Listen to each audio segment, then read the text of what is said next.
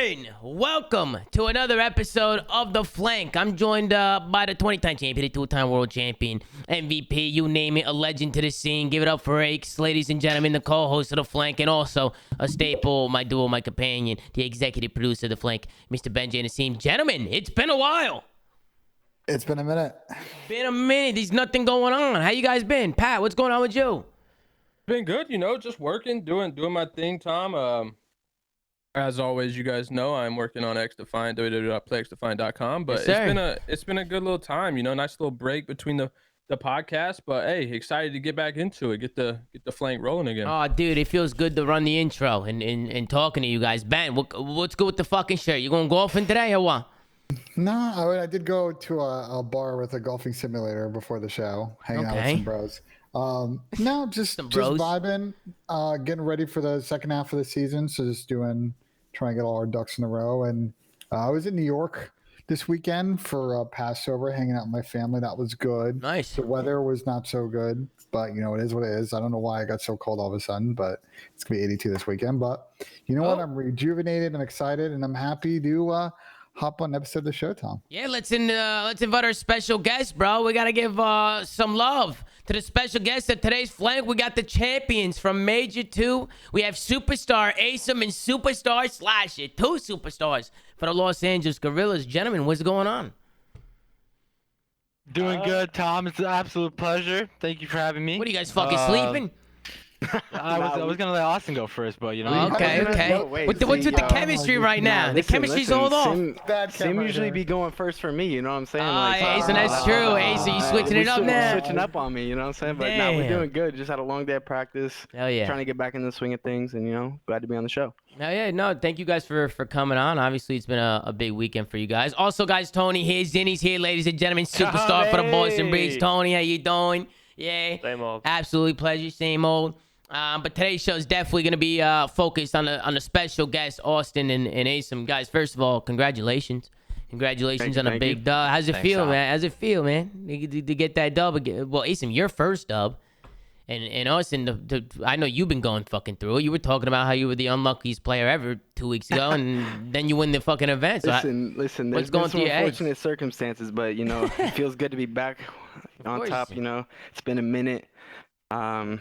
Yeah, it just feels great. I feel like this one was a special one for me too, because after a while, after you don't win for a while, when you've been on the top, it starts to linger in your own mind, like, damn, am I ever gonna win again? Right. And I always believed in myself, and I made it happen again. So I'm just happy to be here. Yeah, you switched attachments and you turned into God mode ever since. You know what I'm saying? What were you? We can get into that. We can get into that if we want to. We can get into some Major 1 stuff too, if you want to break it down. Yeah, let's break it down, man. You were fucking terrible, Major 1. Listen, okay, hold on. Let me set the record straight. Set the record straight, Austin. Talk to me. I had like a 1.0 overall Major 1, all right? Like a top 6 main AR KD. Okay. Now, by no means that I think I was good. Should have been way better. I was running the wrong attachment. Everyone knows all this.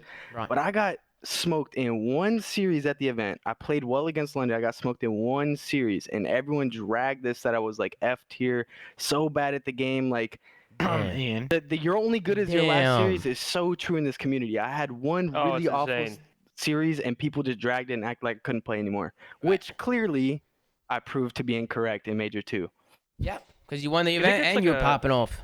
You think it's like a format thing, though? Like, I guess I just find it crazy that, like, if a player has one bad stage or one bad tournament, everybody is just like, replace them, drop them, run trials. Like, I don't know. I'm not sure if it's the format or it's like recency bias. I agree, Jen. I think, like, back in the CWL days, right, when you guys were playing group stage in a bracket, like, you had a bad series that got buried because the only thing you were getting were JP and Doug Lieb's kind of stat breakdowns, which those giant lists, and no one was posting like scoreboards and series KDs and all that. And starting with like the CDL, then that stuff kind of started coming out. So I think it's become more of a common thing just with the format. Yeah. So, Asem, what about you? I mean, you just won an event, bro. Like, you got to be feeling on top of the world. Yeah, man. I mean, the first week after winning was fucking unreal. I just think, like, now I've just been on the grind, just like trying to get back into it. But like for that whole week though, like that first win, it just felt amazing. Yeah, I feel like the first one always feels really good. Pat, you remember your first win, Pat? My first one was so long ago. That's what I'm saying. That's what I'm saying. You remember it or no? I don't know. I remember my first one. I remember it. It's hard to forget. Smoked OpTic in the somewhere in loser semis or something. Smoked them 3-0. Sent them home. Really? That was your first dub against OpTic? No. That was in losers finals, I think. And then I came back and I absolutely had my way with Nameless in grand finals. Oh, that's nice. My bad, Nameless. Yeah, my bad, Nameless. It is what it is. You know. How's Big P feeling? I saw you guys did announce that your starting roster is going to be with Spart now. You guys came out with an announcement today, and said that you guys will be playing with Spart. Talk to me a little bit about Big P. What's going on with him? How is he feeling? Most importantly, how's his health? Is he doing good? I've talked to him a little bit. I haven't been in our me and Big P have the same apartment, but I've been in Canada, so I haven't really talked to him super a lot. But from what I know, he's doing good now, and I think his surgery is still getting scheduled, so he doesn't have that like fully booked. But from what I know, I'm pretty sure he's doing really good now compared to before. Because Big P's a great player, man. Regardless of the situation at hand, it's a shitty situation to be in, especially you guys winning and bringing Spart on and this and that. I think he'll bounce back on his feet. He just needs to get his health in order and then come right back. Dude, Asim, you were telling me that this guy Big P was dealing with this for a while and he was frying the whole time. Even with him dealing with the stomach ulcers and all that stuff, and he was still frying. I think that says a lot about him. No, I think ever since we joined the team in September and we had like to go to LA during November, he told us about his ulcers like back in November. So he's been dealing with that since like I want to say like the last 6 months. So yeah, man, he's an absolute trooper for dealing with it all, and then like almost being able to make it till major too. Yeah. No, dude, it was he's a great player, so I think he'll bounce back. I think right now health is priority.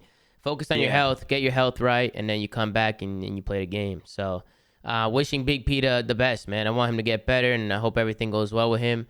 But talk to me a little bit about Spart, man. This guy comes in. He was a substitute for you guys. Big P, all of a sudden, not all of a sudden, but, eventually he just couldn't do it. And, Spart has to come in last minute and try and turn some heads. And boy, did he turn heads. Talk to me a little bit about how it was bringing Spart into the team and what the vibes are like when you first started practicing with him.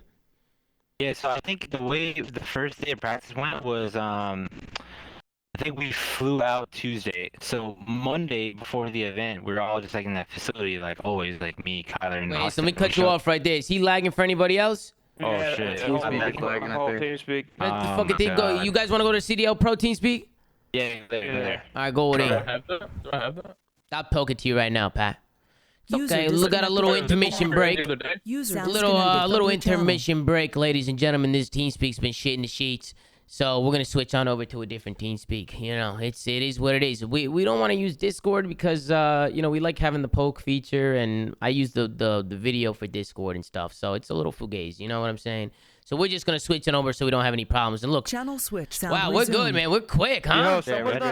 Tom, it's good in here. Someone's not paying a bill on the other team. Yeah, somebody's not paying a bill over there, Tony. Someone's not paying the bill over there. Yeah, Tom. I don't know what's going on with that. I don't know. And know what's crazy? They just poked me before the show. Soap, in particular, poked me and said the TeamSpeak is good to go. You're good. What's not good? What do you know? What do you know?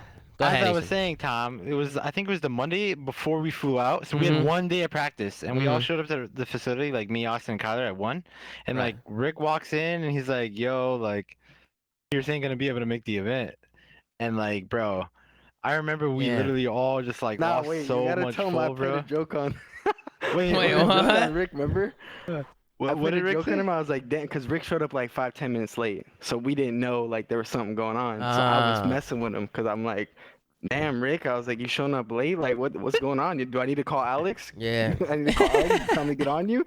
And then he chuckled for like a split second, then like sat down in a chair next to us, and like he usually sits in the other room, and so we're like, looking like, yo, is everything good? And he's like looking down at the ground. He's like, I don't think Big P can go to the event. Yeah. And we're just like, what? Damn, son. I feel like that just kind of like sucks a lot of energy out of you. You're just like, damn, bro. like your heart drops. Were like, we were down bad for a second. Yeah, you're down bad. Dude, that sucks. And that's why it makes your win even more impressive. You know, like when Spart came into the team, like what was it like with Spart? Like right off the rip, were you guys clicking? I know he kind of. And when you saw him running around with a Volk, what did you guys think? Well, Actually, we brought him in that for kid that can fuck one. himself. We brought him in for that one match against OpTic, and that actually didn't go that well. But like we lost a lot of close maps, and he didn't play well himself. And he kept saying, he was like, dude, if I just played like a little bit better, played like myself, like he's like the CDL is like a different ball game pretty much. And we're like, of course, like it's gonna be way different than challengers, like the pace of the game, how well people play together, and all that stuff. Right. And so we knew there was potential, but then we only had like one day of practice with him. And so our practice is kind of just playing to play, you know what I mean? Like you can't really go over too much.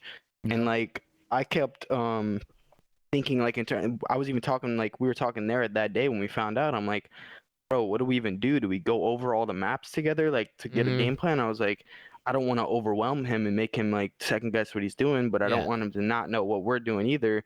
And so it was like a big internal battle of like trying to figure out how much we wanted to go over without making him feel uncomfortable and like overwhelming him with the information, you know what I mean? So that was the biggest thing, was just trying to figure out that balance. Right. No, I feel like you guys maybe were just going with the flow of things, and maybe that helped you guys. Like maybe just kind of going with the flow and playing loose. Like maybe that helped. But Pat, what did you think? You put an asterisk next to the event, didn't you? Yeah, I saw the I saw the range on that Volk, which I don't agree with, by the way. I thought it was a lot worse than that. I didn't realize it was that good. You know, comparable to the, you know, the auto, which is obviously what most ARs are running. That really was like the dominant flex gun. It was better than the UMP, or not UMP, sorry, I've been thinking about UMPs. Better than the MP40 and arguably better than the auto, you know, at that certain range gate. But it reminded me a lot of that Rampart that Nicky D used to use back in LG. And, you know, I'm not going to say they wouldn't have won the event without it, but I do think it really, that kind of a last minute switch up on a lot of players, which, to be fair, and Austin, you can let me know, was this gun G8 at any point this year? No. No, it wasn't. And I also want to talk about this a lot too. So why wasn't it being used? I don't know. That's a good question. Because it's obviously better than like at that mid range, which is like where 80% of gunfights happen in competitive Call of Duty. It's the best gun. I think it wasn't used as much because we didn't. Well, first I think it was using 8s sometimes, but like not consistently. And also that gun, like it was really good, but I think it was really good on certain maps. Not like everything. Like I don't think it's as good as people make it out to be on like Berlin or Gav. No, it's really good on Tuscan. Yeah, it's really good on Tuscan. It's Tuscan. insane. And then how did were you guys for the GA or against it, Austin? Like how did that all go down? Like did you guys want it in or did you want it out? I mean, or were you split? Could you guys not come to an agreement? Like how did it all work? No, I'm pretty sure you're saying to like play with it in the event or afterwards.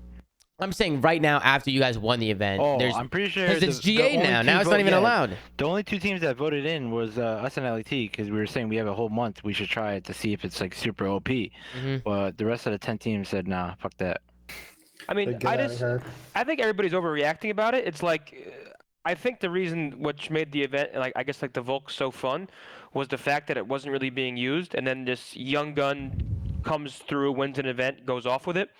It's not everybody's like, oh, Beezy used it and didn't get kills. It's like, well, Beezy didn't practice with it. Like you are insane if you think the best players in the world weren't going to get good with the Volk, right? And if you look at the statistics, like it really is crazy. Like I think this one is warranted. I mean, if you look at the range on it, it beats every single gun for, like Pat said, the majority of ranges that you're going to run into in COD. So, and I think the big thing is Spart, obviously, like he had to have used this gun at some point. I don't think he just randomly was like. Oh no, he was practicing with it. Like he was scrimming with it. So I think the biggest thing to take away is kind of the surprise factor, where like he's using it, it's working really well, and now other players are thinking like, fuck, like do I pull it out? And they pull it out and they haven't practiced with it at all, and it kind of just throws off the vibe in a team. And so I think, you know, that's where you guys had a big leg up in terms of. I mean, that's fair and all, but like I just feel like even with our SND, like we went on a 10-game winning streak on SND, and I don't think he pulled out a Volk. Not once. Not once. Not once that entire 10 SNDs that we won did he ever pull it out. So it's like, don't get me wrong, it our didn't respawn. SND. Don't get me wrong, our respawn was like good whenever he was popping off in the Tuscans, but like all in all, we lost a lot of control and hard points, and SND was the reason why we were winning, and he never pulled it out once. No, yeah, that's a fact. And hey, that's credit a good to Spart, point, because we knew Spart was a really good SND player. Always has been. And you guys winning 10, I think it was 10 in a row. Like at the event itself, like that's I think I even said it, Tom, when we were doing the Sunday night show, like that's probably never going to be replicated. Like a lot of those SND streaks that we talk about aren't at one event. It's like throughout multiple league matches, maybe an event paired in, but like y'all did it at one event in a loser's run. So that I don't think will ever be replicated, because that's just an anomaly in itself. And a lot of those you guys clutched up, right? There was like the Florida one you clutched up on. There were some that you just blew teams out.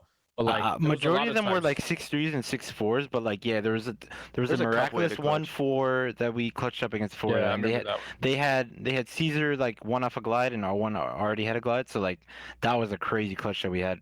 But I think besides that, I don't know if we had much around 11s. A lot of them were just clinical, to be honest. What do you think played into that? I was just gonna say that. Good question, Pat. Great question. I think it just came, like, you know how everyone always talks about it in COD about how some people I like to have like one guy shot calling. I just felt like in that whole tournament run we had, every single person was super comfortable in what they were doing, and they just made calls, and we all like just did them all. Like we were just do or die on it. Blood, I think I saw a stat where like your first blood percentage or whatever that stat was like insane. Like, well, we've always had a godlike first blood percentage team though.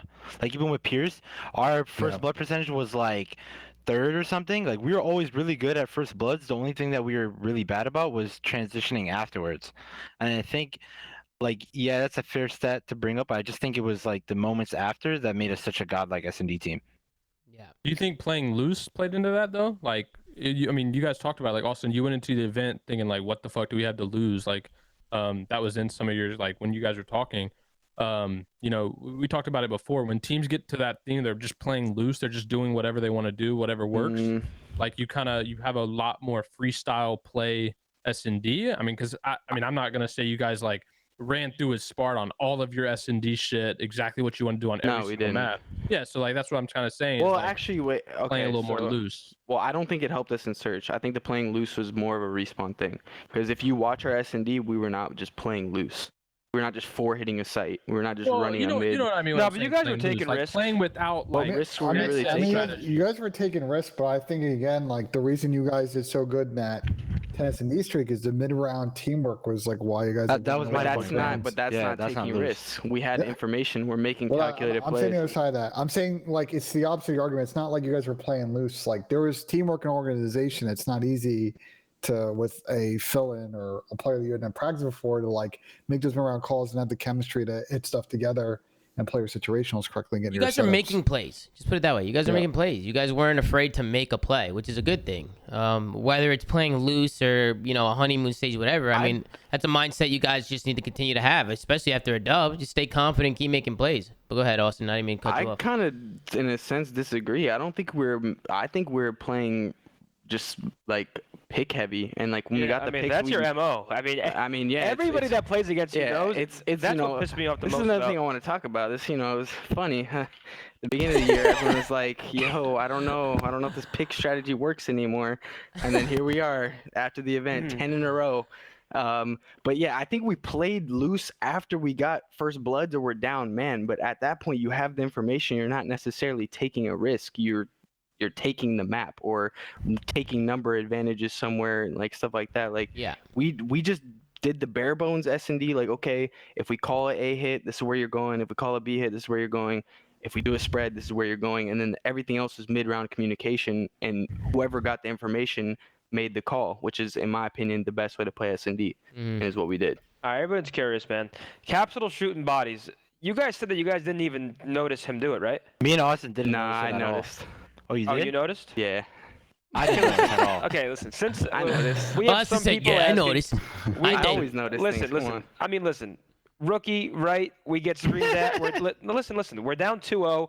Asim starts screaming, calling me shit, even though I was shitting on him. He starts screaming, calling me shit, and Cap's like, what the fuck? And then we win 2 straight, and obviously we're just hype, right? Like, we go down 2-0, we come back 2 straight, we're feeling good going in the last map. He gets a clutch kill, what was that, the first or second round? And he starts lighting up bodies. And it's one of those things where it's like, everyone's like, Zinni, what did you say to him? What am I going to say? You think I'm sitting there mid-game? Like, I can't take it back. I would have been like, don't shoot Austin's body. I mean, after the fact, what am I going to do? What am I going to do after you already did it? Come on, Zin. You know who I am. You know what I do. You're trash. Don't shoot my body game 5, bro. But I mean, I wonder if he's just hype, man. And if he ever does it again, I'll slap his fucking headset off his head. But nah. yeah. Tony, what was going through your mind when you lost and, you know, after he shot his body, you know, what was going on through your mind? After watch the series, or we're down 2-0, or like? Did you know do you know he shot his body? Did you know in the moment? Yeah, I stared at it. I was spectating it. Right, I mean, what was going through your head at that time? I didn't say anything to him. You can't. No, that series really pissed me off, and not to discredit LAG at all. It's just that we've been a full 4-man for longer, and to lose 2 searches when I think we're a really strong search team. You guys are really strong search team. Really pissed me off. But also LAG, I mean, you got to tip the hat, right? To beat us, then beat FaZe in a best of 9. It truly was a Cinderella story. But I was obviously fuming. Not so much that he shot bodies, just because I don't think the reason we lost was because he shot bodies. I think we just got outplayed. But I mean, yeah, I wasn't happy. Well, that's just always the problem in that situation. No matter what, people are going to remember the moment. And yeah, of course. Yeah. Speaking of my body, come on. Speaking of the moment, though, Austin, not mine. In your winning moment interview, you said, I think you something like, I can't believe we pulled off this miracle. Yeah. After, you know, you've kind of went back, do you still feel like it was like an absolute miracle that you guys were able to win that event? Not necessarily like a miracle that we just won the event. It's more of like just everything was stacked against us. We're playing with a sub. I think it was a miracle. Losers round 1. I mean, yeah. Wait, I mean, they lost losers round 1 3-0 to us. I mean, who the hell thinks they're going to win the event? I think that's a fucking miracle. What else do you call it? I mean, to be fair, we've had, they're like, you guys are what, the 3rd team to ever win from losers round 1, maybe the 4th? Yeah. 3rd, I think it was the 3rd. I disagree. I don't think it's a miracle. I disagree. You can't win 10 SNDs in a row and it'd be a miracle. Like, it's not just a miracle. Yeah, that ain't no miracle. Yeah. I forgot about the time you guys lost actually. Listen, just because it's a miracle doesn't mean it's like discrediting or like, you know what I'm saying? It's not like anybody's. It was a miracle. It was a miracle run. It was. I feel like a miracle. It sounds like it'll never happen again in terms of like LAG. Like, bro, it is a miracle. Okay, wait. I will say this. No, I don't think anyone will ever win with a sub again. Yeah, I don't think that'll ever happen. Round, yeah, like, that might not ever happen again. Wait, I would probably argue if you 10 SNDs from losers 1 will probably never happen. Yeah, that might never happen again either. So if you want to say it in that sense, I think you could say it, but I don't know. I think we just played good Call of Duty that weekend. I think as the tournament went on, we got way better. We just got more reps under our belt. And when we played FaZe in the finals, I actually think that was when we were playing our best, and that's where we were able to beat them. Yeah. I mean, I guess the way you're looking at it is like you're calling it a miracle, but you're not discrediting them, right? Like I mean, because at the end of the day, they consistently played well. You know, the whole weekend. It's a miracle because everybody wrote them off. You have 1 day of practice with a fill-in, and you lose Pierce, who like I played with Pierce a long time ago. Pierce is not only like crazy good, but I feel like his communication is like up there with some of the best. Like with Pierce, you always know what's going on, right? Like you're never unaware. You know what needs to be picked up. And I think that was my biggest thing is like there's no way Spark comes in and can bring that level of like coordination that Pierce does. And well, hold on. And something I think we're leaving out, and I was obviously very critical on is Spark played great. Don't get me wrong. Austin, Asim, you guys all played great, but Kyler stepped it up. And I think that kind of goes like under the radar when we talk about your guys' performance over the weekend. Like he had some series where he was literally frying. Yeah. And like we hadn't seen that from him thus far, especially on a consistent, like we might see a series and then, you know, go back to like a bad series, but like he was consistently frying all weekend. Yeah. And I think that played a super big role in your guys' success in general for the whole weekend. Yeah, I've always said that Kyler's our most important player. I think Ben has brought it up in the flank before that like when Kyler goes positive, we're like 7-1, and when he goes negative, we're like 3-9 or something. So it's like it's actually insane, like with how much he stepped up over the weekend. Because like I think he even said it before, like when we all heard the news, like he was actually like more so like ready to just like bump it up a little bit more, and just like he basically said like he was ready to step up, and I mean he showed it. So I mean shout out to him for sure. He stepped it up. I think your entire team was impressive. Like Kyler stepped it up. I think everybody always has given you credit, at least recently. I feel like you really kicked it up a notch, especially in search. I don't know. I feel like all 4 of you were just genuinely just like insane at search, and that's what won you the event. So Tyler, truly all of you. Austin too. Austin, I know you were saying like stage 1 you had a 1.0, but like you truly improved a shit ton from stage 1 to stage 2, and I think you know that. Well, Zen, Oh, since yeah, we I have you definitely here, did. what do you think changed from you guys 3-0 in them day 1 to letting them just have their way with you in the losers bracket? What do you think changed? From them as a team. I don't know. I can't really speak on what changed from them. I mean, like they beat us in 2 searches, so they were just obviously the stronger search team on that day.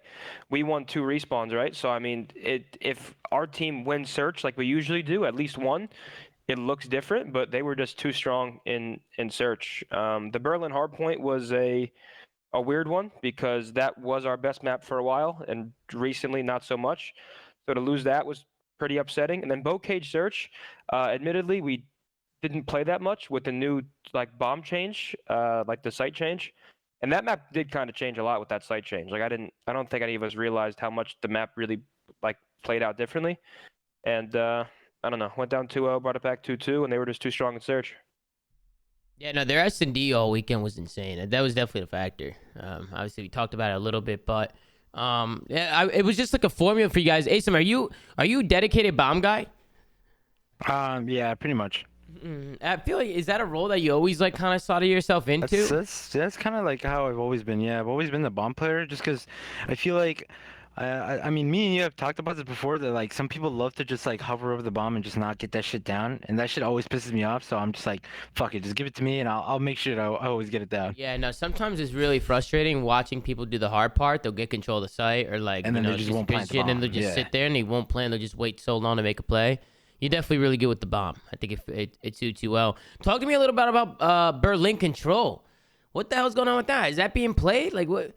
Yeah, the last couple of days we've been scrimming it. I think the whole league has been. We've been scrimming it, and the way I see it right now is that it's much better than Gabba 2, and it's like just like maybe better than Tuscan Control. It might be the best control we have. Tuscan Control. Oh, hot take. It's hot. It's not like, I think Tuscan's still better, but like it's up there though. I do think Berlin is good. But what, even if that is true, what's the reason that we're waiting till mid-April to even talk about it coming in? Like we've been spawns problems. There was a spawn problem, yeah. But that just got fixed, like recently. Yeah, recently. It got fixed bomb fixed timer before too, Major 1. But we didn't want to put it in before Major 1. Or sorry, it got put in. The spawn change got put in before Major 2, but none of the teams wanted to like play with it right before a major tournament. Well, yeah, why would you if things are gonna be different? Yeah. But what kind of changes did they make? They made a lot of changes. Like, what about respawn? Is there changes in respawn spawns, or what's going on with that? I don't know, but in Control, like before, or besides the Berlin Control, I mean, like other maps. I don't know about other maps, but on the Berlin Control, you would spawn close P4, and like you'd be able to get 2.5 ticks on A before the defense could even get to the A point. On Berlin, really? That's how it was. That's how bad it was. That's what we needed to change before we put it in. So that's really bad. Like you could basically cap a whole 8 point. You could basically cap a whole 8 point before the defense can even get there. That's crazy. Yeah. Okay, well that's interesting. Well, it's cool to see them actually, getting involved and listening to you guys and trying to like make things right. I mean, you guys gotta be. I mean, Trey was saying it the other day. How, to be fair, like they've been helping out a lot. They're very hands-on. They've been making an effort. That's all that matters. All right, well that's good. It would be really cool to see a new control in there. I mean, playing with 2 maps is terrible. So to see a new control being added in, would be cool. One thing I wanted to talk to you guys. Oh, what's up? Go ahead. I was just gonna ask Zen if he's been liking the Berlin Control. Yeah, Tony, what do you think? I think I played it 2 or 3 times. I mean, my only problem is that what's it B, like the P1 site? Yeah. It's like you get one wave of kills. It's just like that P1 Berlin spawn trap. There's like no way to actually there's no way to stop them from capping that point if you fuck up once and die. Like I think that's my biggest concern about the map. We do need 3 maps, so I'm all for putting it in. It's just I don't know. It's kind of just like we're still making the best of a shit bunch. Yeah, I mean that is what's going on here. I mean you're trying to make the best out of you're picking from the worst. You're picking the best of the worst, right? Yeah. So that sucks. What do you guys think about the trialing shit that all these teams are doing? Well, Minnesota and New York. Shit is comedy. I mean, dude, I definitely want to talk about this before I think this. Go ahead, Pat. I was gonna say, who all is trialing? Like, we know obviously New York and Minnesota, but are there other teams that are like doing something similar and that's not public? No, just Minnesota and New York. So too. Okay. I thought I thought the scrappy Toronto signing was a little, like, a little alert. In my personal opinion. It's definitely a little red flag. Would you change Toronto? Hold on. I don't know if it's a red flag. Here's my Scrappy thing. First off, I don't think Scrappy, and I'd love to know the context. I don't know if that was a smart play out of him. Like, from the Toronto side, I understand it, right? No, he should not have signed that contract. Well, so here's what I agree. So here, let me explain. You guys think he made a mistake? I know so. He just played. He was the #1 player at the Challengers LAN, the first Challengers LAN in what, 2 years? He was #1. Everybody's talking about him, and he goes and signs a substitute contract right when teams are about to make changes. Yeah, instead of trialing with New York or Minnesota, now he's locked into. Well, I think it's even more macro than that. Take the trials out of the way. So he obviously played well at the Minnesota Open. Toronto's in a situation where they're trying to hedge because they might make roster moves. They offer him a contract. If I'm him, I'm like, cool, you offer me a contract. I'm going out and letting every team know that you put $50,000 in front of me. I'll see if anyone else wants to come to the table and something I have a bidding war. Put the trials aside.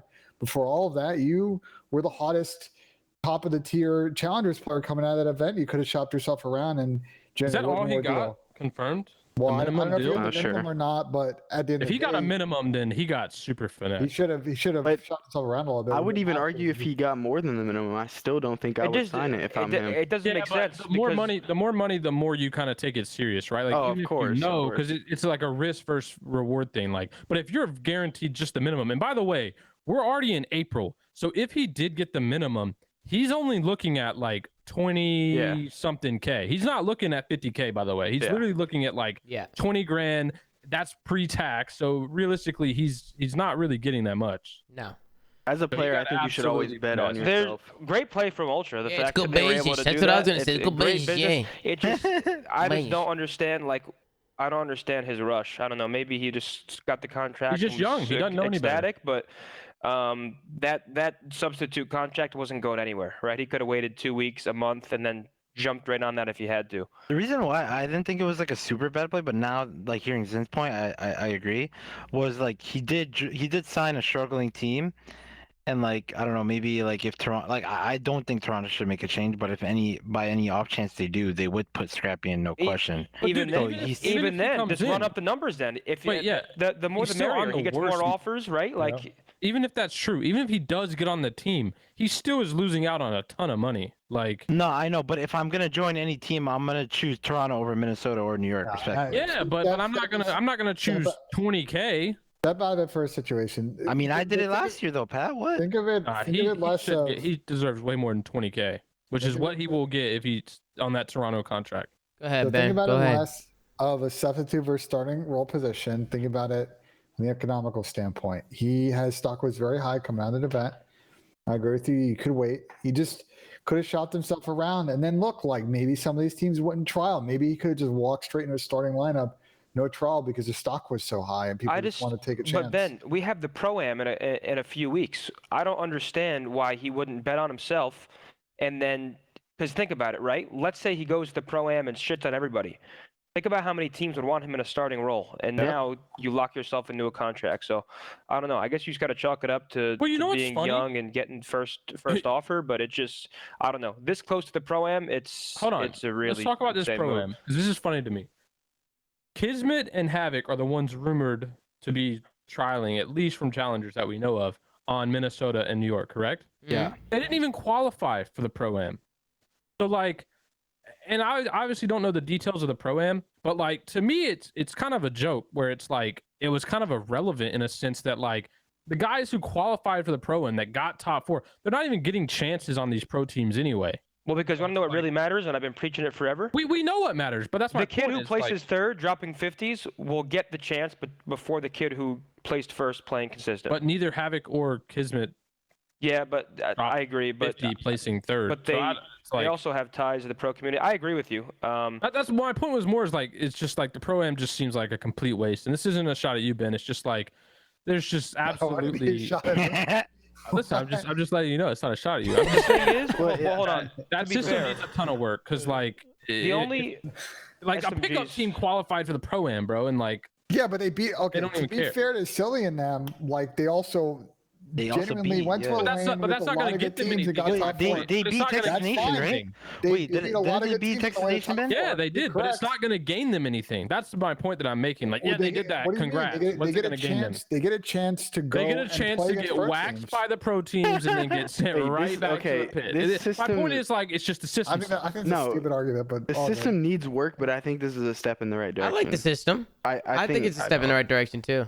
It's definitely not going backwards. Having a pro-am, like a kind of old school I agree. style event where amateurs can make it to play the pros. How 'cause would you then guys change the system? Like, how Add would you 4 change teams it, to the Austin? CDL? Well, okay. There's a lot of things you could do, like add 4 teams to the CDL. There's so many more things you could do. It'd be a long discussion, but I think this is a good step in the right direction. Winner Whether of the it's pro-am guarantees a sub spot on teams. They could probably split that out through 12 teams. Yeah, but depending on how many that's But players. that's What if counterintuitive a to what pro we're team just just talking win? about. Listen, y'all are overthinking this. At the end of the day, first off, I think the product you're There's no talking about, incentive. the product you're talking about, Zena, the way people scout is stupid. But that's a conversation for another day. Because I agree with what you're saying, and I don't think it should work that way. Second is you shouldn't guarantee sub spots come out of pro-am. That's also ridiculous. I think, look, if you're guarantee someone, an offer. look at what Haggy just put in chat. Look at someone like Fire 40, right? His first whack in the CDL did not go great. He's got a chance now to come against a lot of that same talent and prove himself. And if he comes out and fries, he's going to have another look. It's an opportunity for the 16 players. I'm just going to be the realist here, games. Ben. Even if he comes out and fries, I don't think he's getting some crazy look. Okay, hold on. See, usually I would agree with you because I have similar thoughts to you, but then you have to say the same thing about Spart because Spart joined the league on LAG in MW, got absolutely leaked on, and now he just won an event and everybody's praising him. Bro, it's because the team was terrible. That doesn't come down to Spart individually. That was. I mean, Fire was on fucking Paris. Okay. So if we're gonna give Spart the same slack, we have to give it to Fire too. This applies to every single player, and we've been saying this for years. Like, if you're a good player, it's not gonna matter if you're on a shitty fucking team. Like, if you could be an average player, join a good team, and you're gonna look like a good player. Like, that's just facts. Like, yeah, that's your true. skill is gonna elevate with the talent you're around. So why didn't Spart play well? Always been the case.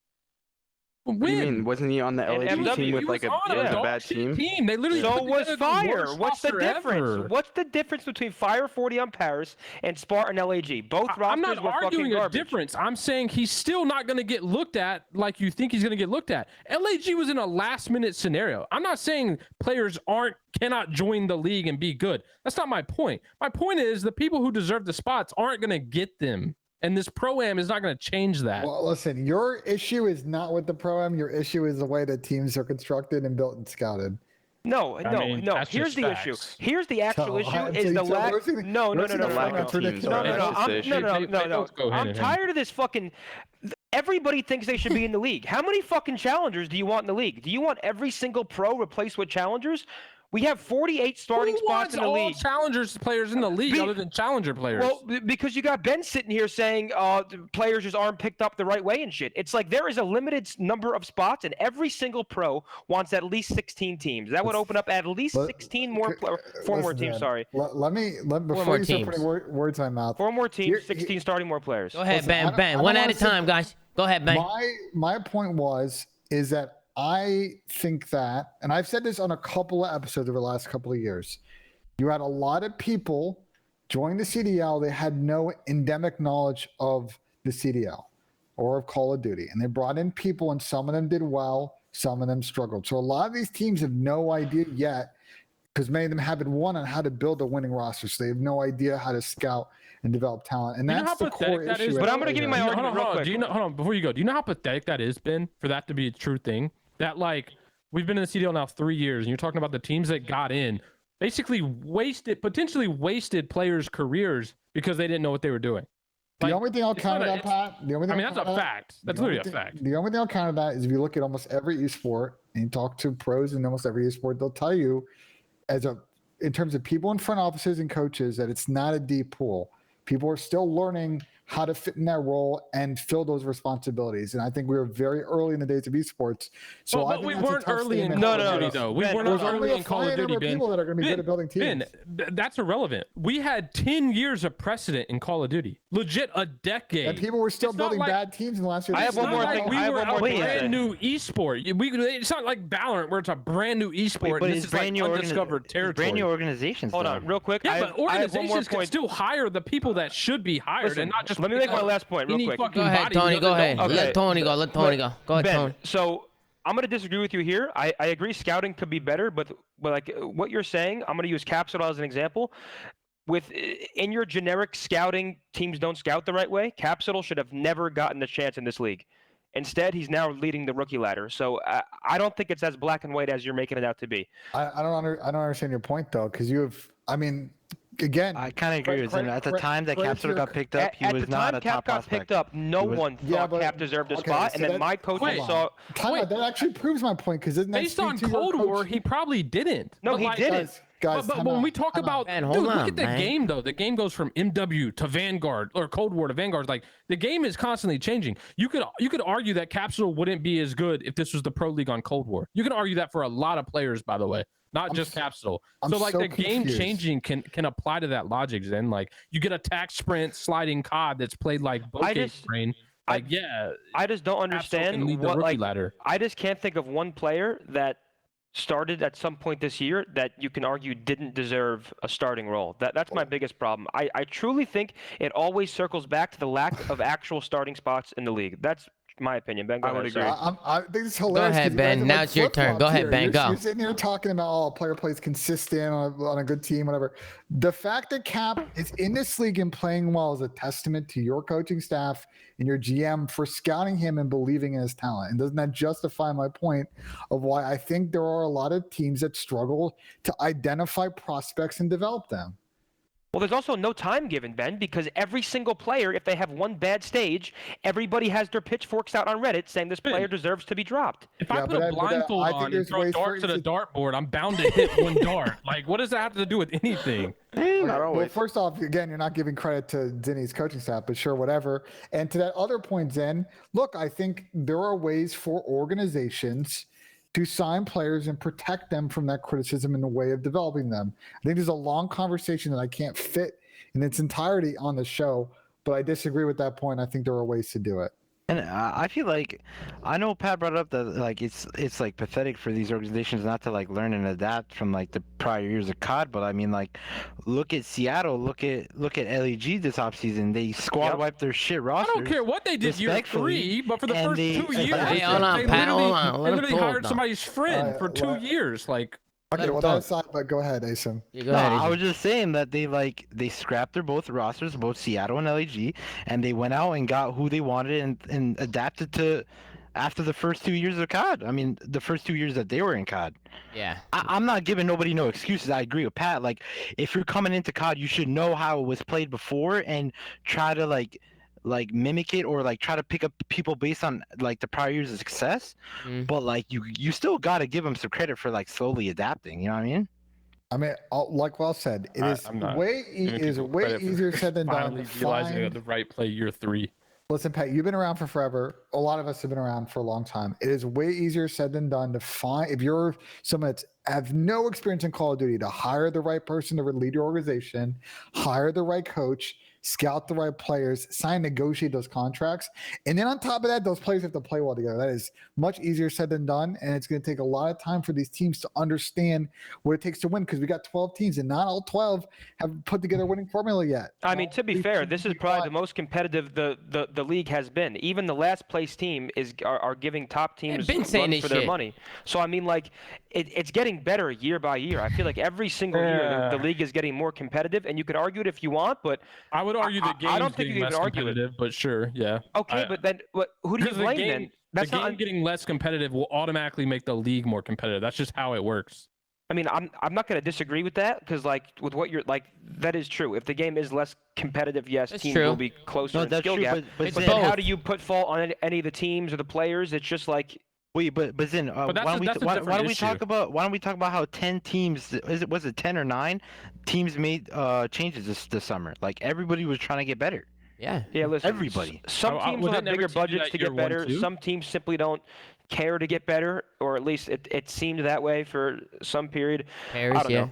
I think you can just sum up the entire conversation. I think everybody made good. Like Ben, I think you were right. I think I was right. Pat, you're right in some instances. I just think, truly, there is way too much talent, both European and Spain, everywhere, to not have more teams in the league. I mean, three of the teams in the program were European. Were they the not? standard before the CDL was always 16 teams. We went backwards. We need to go back to where we were. Period. Man, the Stallions should have made the Pro-Am, man. Yeah, they showed. You know what I'm saying? We were so close. They had a chance, Tom. We were so close, man. But, you know, it is what it is. Austin, what We're also playing 5v5 in the first year to CDL. Yeah, that's what I was like. That's what I was gonna say, Paz. Like, you can't bring up that argument because like it's going 5-5. What's up, Tom?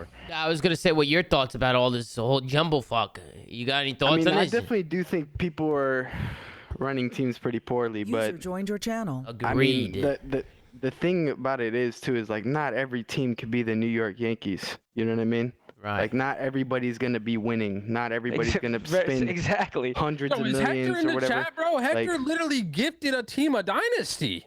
I'm still not like letting that. It's just they were good before they picked up Alec. Like, first of all, Hector's sitting courtside at the Mavs game. That was by the way, that's an example. They don't give a fuck. Listen, and that's an example of an organization. You had an ownership that was new, partnered with the organization around in Call of Duty for forever, signed a coach that had just won 2 chips, and he built the team he wanted. So they're an example of what happens when you have endemic knowledge and you look at what happened with Seattle and LAG, and they're just like shooting in the dark because they have no idea, and it's hard to find the right people to recruit teams. So again, I think we're seeing organizations get smarter about their strategy on how they want to build either championship teams or develop a team long-term to be a championship team. Wait, what you just said made no sense. Wasn't Cell, Abizi, and Simp playing together in BO4?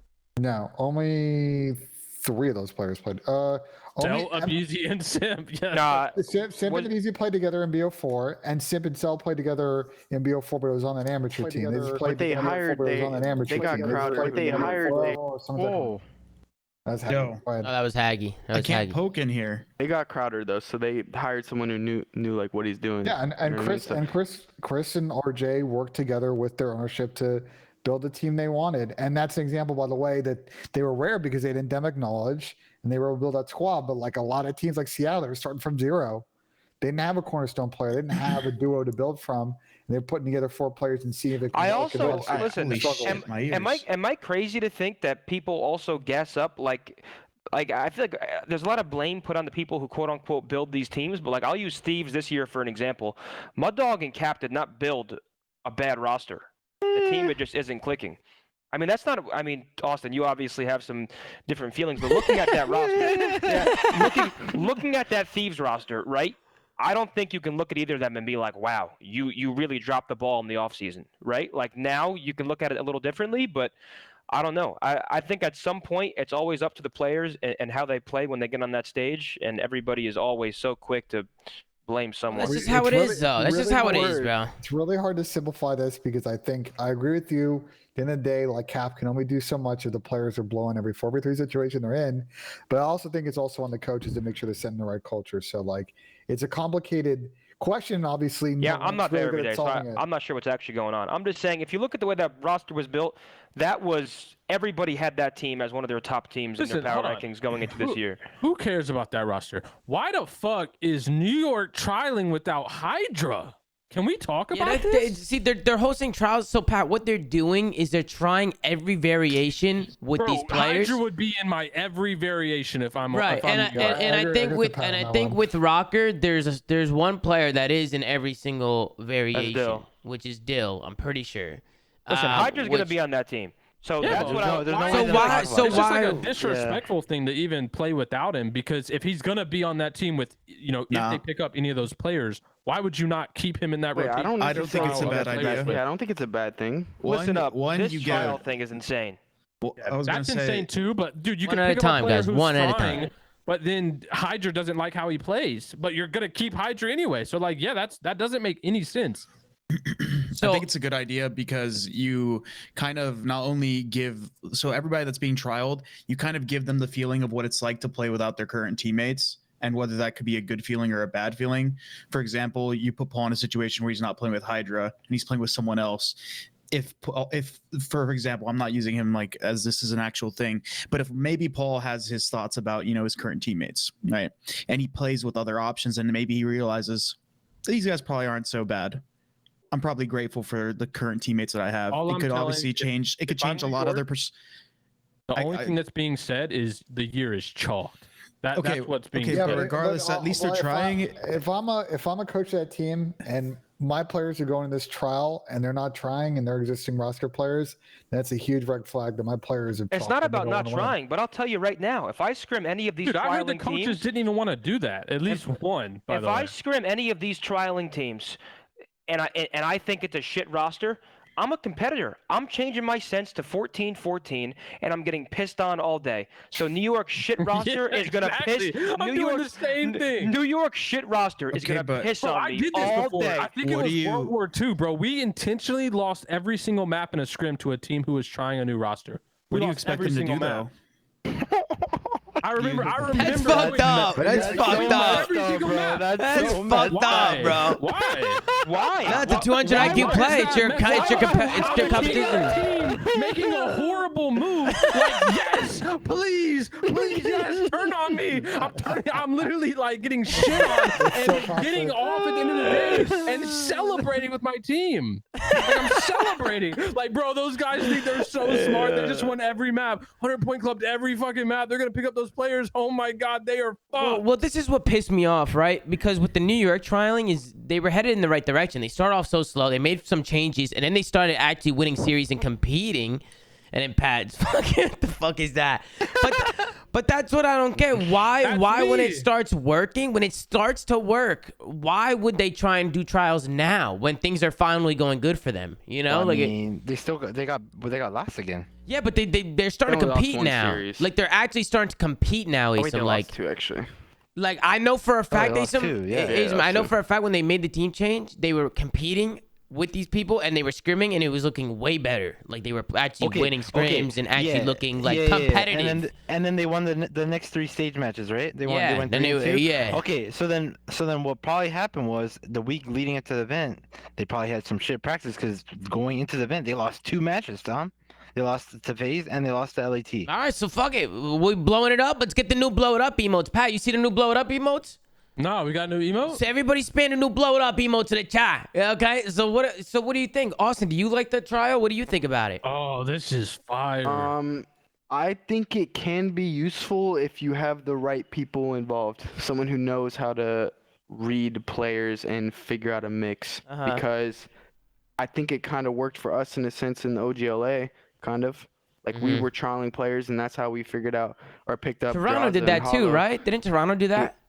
Yeah. Toronto did that with picked up 10 players. They picked up 10 players, and that's basically the same shit. Wait, didn't you guys scrim them like all the time? I don't think Zinny's there. He's already. I was just so. Dude, the what the fuck emote are they spamming? I'm tweaking about that. I'm mesmerized right blow now. It up. It's the blow it up emote. Okay.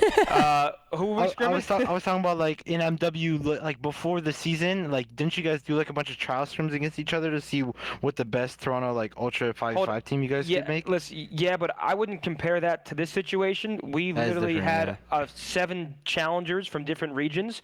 And those trials were more so to see how individually good those players were. Like, I feel like it's a little different doing it in the very beginning of a year rather than mid-season. Yeah, Listen, I don't think I'm the best person to have an opinion on this because I'm like Pat. We're old school, decade long. Like, I feel like our game is such an anomaly of a game compared to other esports that I just don't understand how you mix and plug players in Call of Duty scrims and really figure out what the best roster is. But listen, I could be completely wrong.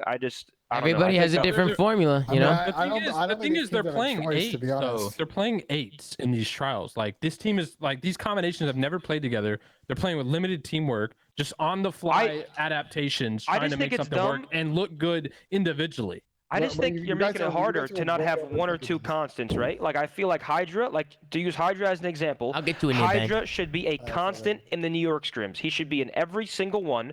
And then if you want to mix and plug players around him, because we all know Hydra's going nowhere. It makes no sense in my mind to not have Hydra in every single scrim. It doesn't make sense. All right, let Ben Jennings team have the floor. Nobody talk. Ben, go ahead. So here's my take. I agree with you. Like I think in most of their kind of runs through, they should definitely have Hydra, and I could see the wisdom in not having Hydra. Y'all are overthinking this. Like, wait, hold on. You can like see it. Explain the wisdom, please. I don't want to interrupt. So like you. y'all, Explain the wisdom. the way I'm hearing this room going is like everybody's expecting them to just find the 4 right combination at like 7-0 team in scrims, and like I'm sure that's not what the coaching staff is looking for. I'm sure they're looking for, are these players we're trialing have good communication in these mixy situations?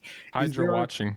Is there knowledge of the game right now? Are they making the right decision in the map? In instinctual situations, you're coming off a spawn, and you see your teammates are coming, and they've all spawned up, and you're the last one up. Are they making the right decision on the map? That's what I'm looking for.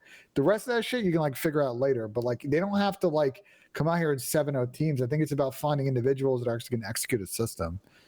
That's kind of my take on it. All right, I want Parasite to have the Chris. Go ahead. I wanted you to have the floor. Nobody talk, Chris. Give it everything you got. Game, just like Ben was saying, I think the game plan system is just like something that you look at after. I think putting them in scenarios where they're going to make good plays, especially if you have people that know what they're looking for. And I know the coach of New York with what's his name, Javed. I forget his name, D-Real. I think he's a very smart guy. He knows what he's looking at when it comes to like Call of Duty gameplay. He's a very methodical person. So I think he's gonna do a good job of like at least finding the right fit for the team.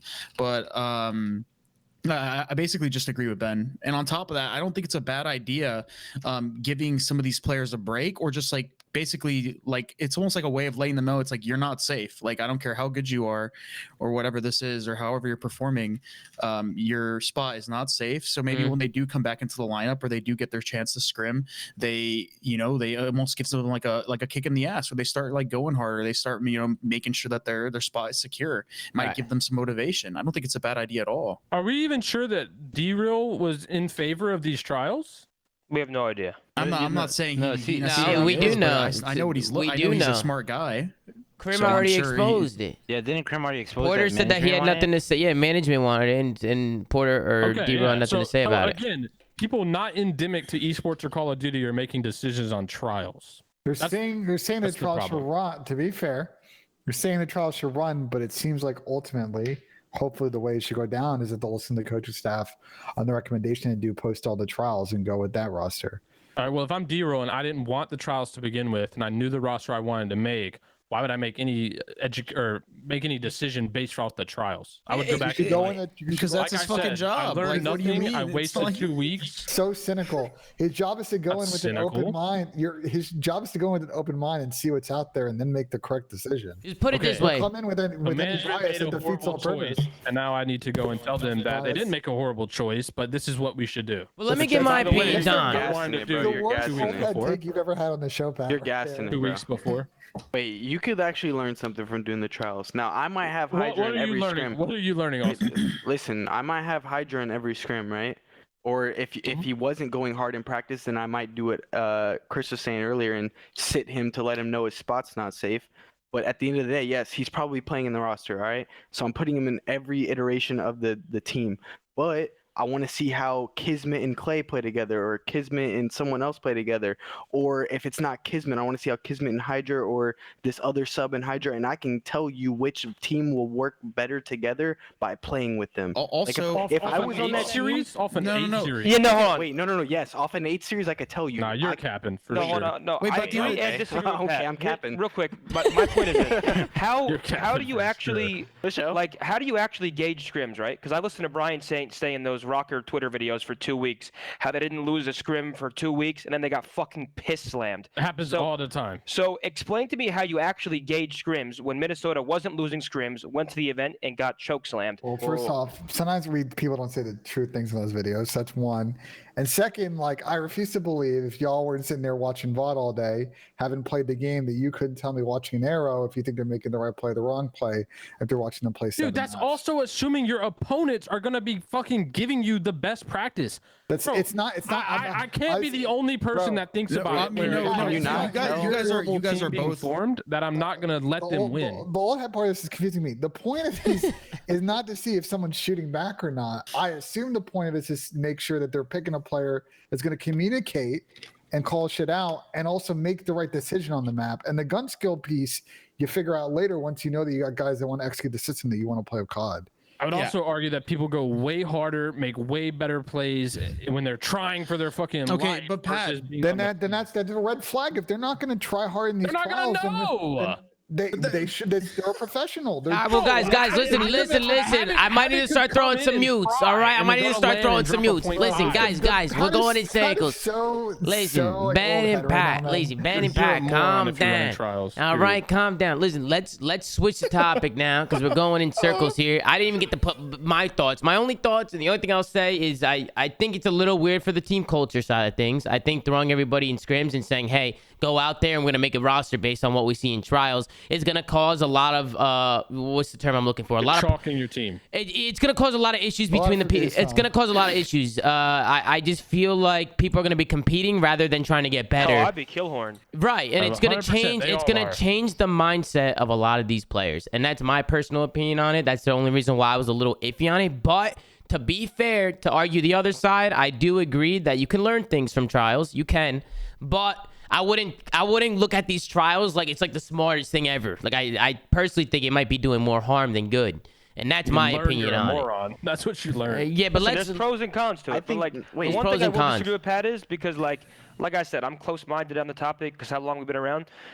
It hasn't been like tried enough for us to actually know how beneficial it is. So like the truth is there is no right or wrong way. Like truly, like the CDL is new. Things are a lot more official now. There is no way to actually know what works and what doesn't. So, in a sense, I do respect teams trying. I disagree with some of the way they're going about them, but no one really knows. I just think the way they went about it was bad. I just think, like, imagine if they had their core three and they had two guys they wanted to play with. Like, trials is a lot different than trials. That's what I'm saying. I don't think it's necessarily the trials. I think it's the way they did it. Also, the way I would do it is I wouldn't let the whole community know I'm doing it. You'd be playing on the 4 starters' accounts, whoever it be. You'd be recovering their account and playing. You'd be trialing kids. People have done that before. Like, bro, like the way they did it, like, yo, guys, some of these orgs are starving for attention on social media, though. Because then Zen wouldn't even know when I'm scrimming him, so he's going hard. And also, when you're playing a team, you can tell when they're going hard, bro. That's a good point. Yeah, that's a good point. I agree with that. But one last.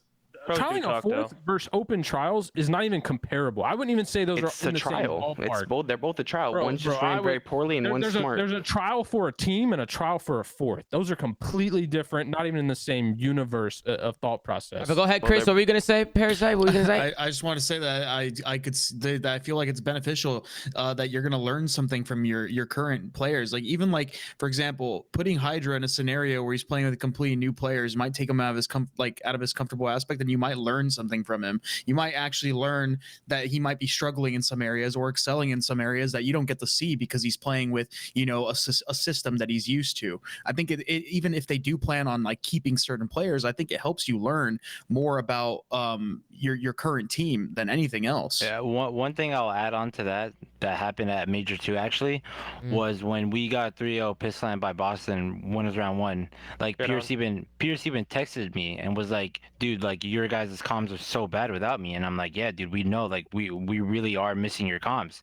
And he said you need to step it up more in the leadership role and like start small talking a little bit more. And I mean, like Haggy said, when you miss out or when you play with someone without a specific piece, you really start to see a difference. So maybe that's what they were going for. It's like, hey, let's try a day without Paco and see how much it changes. Like worse or how much it changed. Even with like Crim, it's like, okay, they're going, let's say they sub out Crim and they're going with, a roster of 4 young guys. Let's see how much Crim really impacts our team when it comes to certain aspects of the game. It's more so just, I don't even care that they plan on keeping a player. You learn so much about your team and your players when you put them in scenarios of adversity. That's just how people react. You learn what they struggle at, you learn what they excel at, and it might help you improve even your current players. So I think it's a good idea. If I saw I don't like the way they went about it. Tweet out, hey, we're gonna set LeBron down to try and learn about some of our guys in the playoffs. See what happens, guys. We all agree what the right approach is, but like, I mean, I don't know. The trial, all in all, is like still a good thing. The way they went about it is definitely not the best way. Yeah, I agree with that. I agree with that. The way they went about it's stupid, but in terms of the what they're actually doing, I think it could have been good if they went about it the right way. All right, listen, but we all gave our opinions on the trial. We can move on. I knew the trial was gonna cause a lot of. I knew as soon as I was gonna because it was a very weird thing that all these teams are trying it out. And I knew the minute I brought it up with everybody in here, everybody would have their own opinions on it. But let's move on. Austin and Asim, we got some fan questions, some Reddit questions coming in from your supporters or people on Reddit that were asking you some stuff. Some of the stuff we already kind of talked about already, and also Alex Rubens came in with a 100 bomb. So shout out to the Los Angeles Gorillas and shout out to Alex Rubens over there. That guy's the GOAT. That's lit. Yeah, Alex Rubens is an absolute animal, man. That guy's a GOAT. So shout out to him. Let's get a Alex in the chat. But let's switch on over, man, and let's check out some of these questions. First one's for you, Austin. What's the difference between teaming with Huke this time compared to previous teams? Have you noticed a difference at all in Kyler?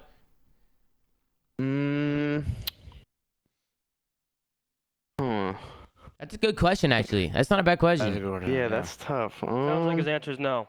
No, there definitely is a difference. I just don't like. I feel like Kyler's just changed a little bit. He's not like, I don't know, he was a little kid back then. You know what I mean? Like now he's like grown up. Like he's just way different. It's like hard to explain exactly. Like, and I think he like back then he like was all about just like trying to like pretty much like smoke people, you know what I mean? Like he was all about getting in people's faces, doing that stuff. I feel like now he tries more to like think about the team and like and stuff like. Not that he was not necessarily doing that. No, I know exactly what you mean. But I feel like he's just more mature now. Yeah, he's just getting better. Like as the years goes on, he's learning. Like he's learning more. He's learning from mistakes. He's learning from stupid shit he used to do or whatever. He's just learning and he's going with the flow. And I think that was a good question. Honestly, good question. Next one is, who do both guys feel they have a friendly rivalry with in both their respective roles? That goes to you, Asim, and Austin. Anybody in particular that you think? Well, Asim, you were shit talking Zinni, but I mean that's not your respective role. No. And you're fucking terrible, by the way. You are terrible. But who do you guys think? Asim, we'll start with you. Reddit said you and Hydra, and then for Austin they said Lamar. Nah, for me it's Mac for sure. You think it's Mac for you? I could say Lamar or maybe even Zin. Oh, I don't know if Zin's much of a rivalry anymore, though. You know what I'm saying? Like, not doing much with me. That's I was shitting on you. I was actually shitting on you hard, too. Yeah, I'd probably say actually, if it was the best of 9, 5-3 victory to Boston Breach. This guy said, can we get an update about Gunless? We already touched on this a little bit in the beginning of the show. Hope his health is better. Also curious if we can know about LG's plans in regards to Spark Gunless, which ended up being announced today. So you got your question answered. Can you please ask Asim on how he went about breaking down Zinni mentally with his trash talk? Seemed like it was comedy that it even made Slasher laugh mid-game. LOL. It did. Okay, I'll break it down. So basically, we were absolutely clobbering them on the Bokeh SND. I'm like, yo, these kids are supposed to be good at SND. What the fuck is going on? Absolute shit on them, all right? I think someone clutches a big 1v1. I got a little hype. I look over it, and they're just like, just hella stiff. Like, you could tell they're pissed off. I'm like, yo, I gotta shit talk them. They're gonna get real pissed off. So I said, y'all are fucking shit. I said, y'all are fucking shit twice, okay? Then I heard the crowd get fucking crazy. I'm like, yo, whose head should I get in? I look at Zin, because this is my boy. I'm like, yo, Zin, you're fucking shit. I just kept saying Zin. Asim, you're forgetting that I grew up at NJ Halo, dude. You're not getting in my head. I should have chose Nero or Capster. That was a rookie mistake. But knowing now, to be fair, in the moment, Zinni was a good choice. Well, I think Zin was a good choice. Yeah. I mean, I didn't even know he was talking to me or what he said until I watched the comms video a week after the tournament. Yeah, right. You could tell. We saw you telling. No, you said Capster noticed though. Yeah, no, we knew you were screaming. We didn't know you said like my name or anything. It's always the worst player, Asim, no matter what. Let's be honest, bro. But let's just be honest. Nobody ever knows what the hell's being said on stage. You just see the guy screaming at you. You know what I'm saying? That's true. Guys, I would tell you if I was pissed. I genuinely don't. Anybody can scream at me. It won't get me out of my zone. Nah, Sam, you had the only person who had me losing full. The only person in my career who had me losing full mid-game was Mr. X, the fucking parrot. He would just sit behind complexity. And this was back when we didn't have like the best less sound canceling stuff when we were a lot closer, and he would just echo what Aches would say. Pat would be like, Zen, you're fucking shit. Mr. X, yeah, Zen, you're fucking shit. And he would just pat. He was a speaker, bro. He was a speaker, bro. That is the only time it's affected me in game is Mr. X just screaming nonstop. The best is when Pat was like, "You can't snipe like him" or something, and Mr. X says, "Yeah, you can't snipe like him." You can't snipe like him. Yeah, that shit was funny. That was actually really funny. Good times, man. But let's keep it going now. After Major 1, did you guys discuss roster changes amongst each other, or were you always planning on riding it out until the end of Major 2? Also, what were the confidence levels like going into the Major 2 with Spart as your sub? In other words, if you had to, what would you have predicted yourselves to place? Asim, Austin. After Major 1, did you guys discuss roster changes amongst each other, anything like that? Or you guys were like, hey, let's see what we could do at Major 2 and just go with it? Well, I mean, Big P was sick for a while, right? Like, yeah, and we were still 3-1 going into our last match against OpTic. Yeah. So we were looking really good, to be honest. And our Harpoon was getting there, or it was a lot better than before, and our SND was getting there. I think that's what we were talked about from Stage 1 to Stage 2 was that we were like a godlike Harpoon team, but we needed to transition into SND. So in Stage 2, we were definitely looking into going into the Major and like actually trying to pull something. But then obviously when Pierce got sick, that's when we were like, yo, I think we just got to go into this event and like try to wing it, get some CDL points, and then we went out and made that run. Yeah. Yeah, I think that question was it was a good idea, but it was wrongly worded. I think the big part is like, what did you guys have to do with Spart to guarantee to play with Spart going forward? That's what we were talking about. Like, what placing are you guys going to get that's going to justify saying we're bringing Spart in for Pierce? Like third, second, had to win? Like, probably had to win. I feel like it had to win, or I think second or had to win. Second, but it also depends on like Pierce's health, bro. If Pierce has an upcoming surgery and he's not 100%, then that's what it is. Like, right. Pierce needs to be healthy. Yeah. So you know, if it wasn't first or second, I would say Spart would probably still play unless Pierce was 100% healthy. It just doesn't make sense. What if he wasn't? Let's assume he's 100% healthy. In the end, first or second are the only two. I would say had to win. Second, you can make the argument. Anything else, Pierce comes back in. All right, what were you guys' confidence levels going into the Major with Spart? Were you guys like, holy shit? I mean, I feel like at that point, it's like what me and Austin were saying, or what I was saying before is like we were going to the event like knowing that every other team was fully prepared, and we only had 1 day of practice with 1 SND scrim. So it's like we were trying to go out there and try to get some CDL points and try to make a run. And like the confidence levels wasn't there because what I always say is like I feel like confidence comes with preparation, and we had 0 preparation. So it's just kind of a thing where we just had to go and wing it. Right. Well, I'm looking at a lot of the rest of these questions, and a lot of them we already answered. We talked about S&D and kind of like some of this other stuff they're asking. Last question we'll ask is when are Slasher and Capsule throwing hands? And who would win in a boxing match and an MMA match? I could take the whole Boston roster on myself. Damn. Well, no. So Tony, his answer, but his question is boxing and MMA, and he understands that there's different rules. I feel like Austin could take a boxing match. MMA, you might be chalked. Capsule is 6'4". He's literally a Patriots lineman, dude. How can you even think that? Yeah, but does he got them hands? They got the hands, though. I would knock your head off your head. So like he always has me. Well, I mean, boxing is a way different sport, though. Like, does size matter that much in boxing? Yeah, wait, speaking of Austin's hat, Austin, are you done wearing the hat? You eat every punch, though. You're right. I'm not allowed to wear a hat, bro. But you can wear an LAG hat. Only, I can. Yeah, I can. Oh yeah, I forgot those wackos. I can't wear my ace hat, bro. They won't allow me to, even though I have written permission from the president of the Oakland Athletics saying I could. No, you did not. Way. Wait, I did. Yes, I did. Wait, you had the president of the Oakland A's write you a letter to wear a hat on stage? Correct. How much do you like that hat you fucking wear? How much do you like that fucking hat?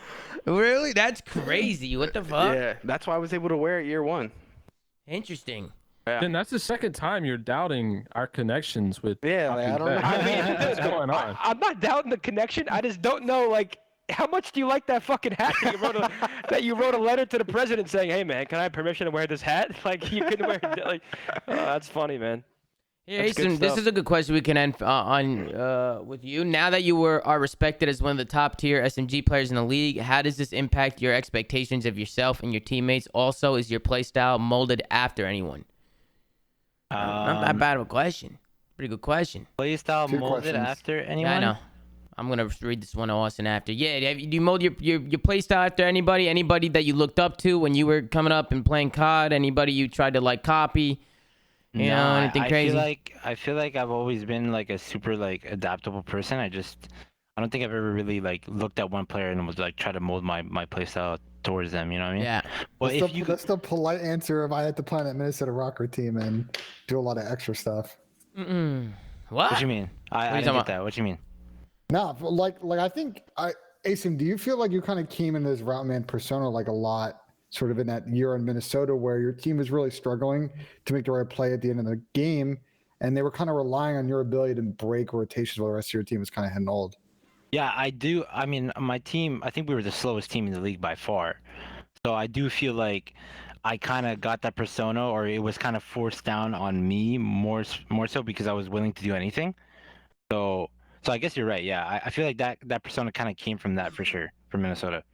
And Austin, I don't know if you see this, but somebody just had some kind words to say. He says, as a fan of yours, I am so proud of you, man. I wanted to see you excel in the Thieves, but things didn't work out, and that's okay. Way to stick to your skill set and passion. Good things happen to those that don't give up forever ago. I thought that was very nice. Hey, man, I appreciate that. Shout out to that guy right there. I like seeing positivity and stuff like that. That's a real one. You know, so that's always good. But that'll do it for the questions, man. Any final thoughts, Pat? Zen, dude, Pat, what are you writing? What the fuck is Bang saying? What the fuck are you writing over here, bro? This guy's a moron. Any final questions to ask the boys? Anything? I know we got off track a little bit, and, you know, I saw some people getting annoyed that we're going in circles about the trial thing, but, you know, I don't want to stop people's passion, bro, when they're talking about certain things. I want to keep the conversation going. I'm tired of people getting annoyed by what we're talking about. You're welcome for the Monday night flank, chat. Yeah, we'll go. But the thing is too is like, bro, we have all the time in the world. What's the rush? You know. And also, I feel like the other thing too is like, there's only so much we can talk about now that like it's kind of done and dusted. Like, I feel like if we had a flank right after Major 2, we'd be going on and on about like shit that was going on. Right. But like, it's kind of hard to talk about it now. Hey, so what did I tell you going into this flank? I said this is gonna be fugazi. We're gonna have some fun. No, yeah, we're just gonna have some fun. But also, I feel like the best thing to do, like talking about like Major 2 from the LEG side, is whenever like the you know our process comes out, or like Warpath, like whenever that. I can't wait for that to come out. By the way, when our video like docuseries comes out, that's when like it'll really show the fans and people like who really are interested in like our side of things, like like about how we went about every single match, and because it's all recorded, like. Yeah, our videographer Riley like basically shooted almost every single thing that was going on in the event, like from the PPA, the scrims, the behind the scenes, like walking on stage before every match, interviews, like a bunch of shit. So like once that comes out, that's when people will really know like what happened in the LEG camp. I can't wait for that Warpath video. I literally can't wait. That is going to be a banger. We're definitely gonna be tuning into that. So, hey guys, obviously, first match for the Breach. We got fucking choke slam by Zin. 1.6, but we just gotta dig deep. People are talking about the LAT role swap. I feel like that's another good topic. I remember, I don't know what, Pat, I asked you a question before like Major 2. I said, how many teams do you think would make changes like going into this month break? And I don't know what you said. Did you say like 4 or 5? But I feel like right now it's looking like there's only been what? I think I said four or five need to, but yeah. But I would say that the LA Thieves role swap, given the logistics of the CDL, I mean, I think that's the move they had to make. I just think it was kind of pathetic that it took them this long to make it. You don't think they need to make a change? I think they still do, but I think this is at least a step in the right direction, but it should be something that should have been done months ago. What about you, Ben? You think LAT needs to make a change? Yes, I think they do. For Thieves, I think they need to decide as an identity of the team that they want to be, because I think it might require a change. I don't know if the role swap is going to necessarily solve it. To me, it's like, do they want to be good enough to beat the top teams right now? And that's going to require them to get very good in SND. And I don't know if they have the personnel or the team mindset right now to do that. And if they can't get over that hump, that might require personnel swap. Interesting. I mean, I don't know. I feel like they're a good team on paper, but it just, when I watch them play together, I just feel like it's not it, personally. And I think they need to switch it up. But I'm interested. I'm really intrigued by the role switch, because I've been saying Kenny back on a sub for how long? Ben, I was saying this in the last year.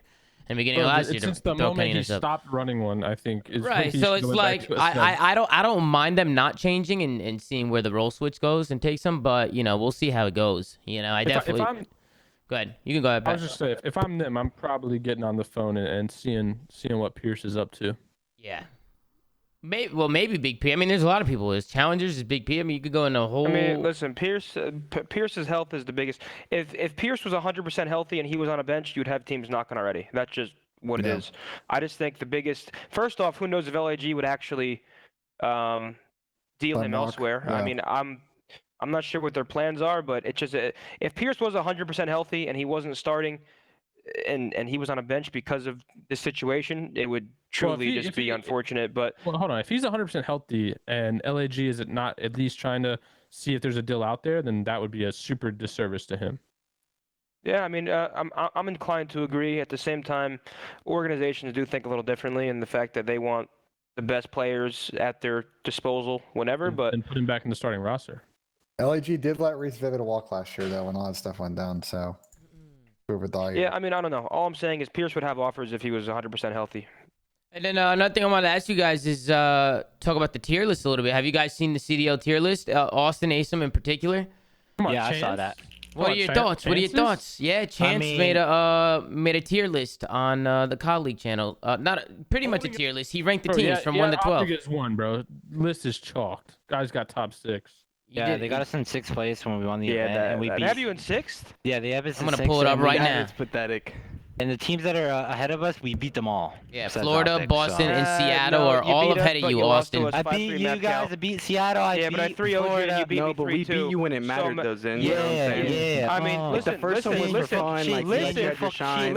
Listen. All I'm saying is it's 5-3 map count to breach. But when it mattered most, bro, and also against the wall. Seeing the mutineers. And you also used a fucking overpowered gun to win the event. That's a joke. Me nuts. Go ahead, Austin. Zen beat us on the maps with us using that gun. That's not the point. The mental aspect of it. The mental aspect of the matter. I know. Win the was in your head, bro. I know. It's crazy. No one's in my fat ass. Really enjoying that. Nah, this is kind of disrespectful. Nah, this list, honestly, I'm gonna be honest. This list is not good, bro. No, hold on. Florida is unacceptably above you guys. Yeah, wait, that's actually unacceptable. You guys are definitely top 5. I think the top 5, if you take the order out of it, is good if you switch you guys and Mutineers.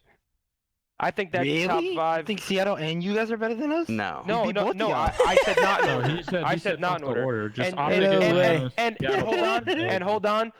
If you think beating a team once means you're the better team, you're mistaken. You guys are not better than FaZe. All I'll say about this list, and it's. I would also say it's London is in top 5. Yeah, I don't want to throw this. What? Wait, hold on. I don't want to throw this straight out, but Zin, aren't you guys like, don't you guys not have a win against any of the top teams? No. Hold on.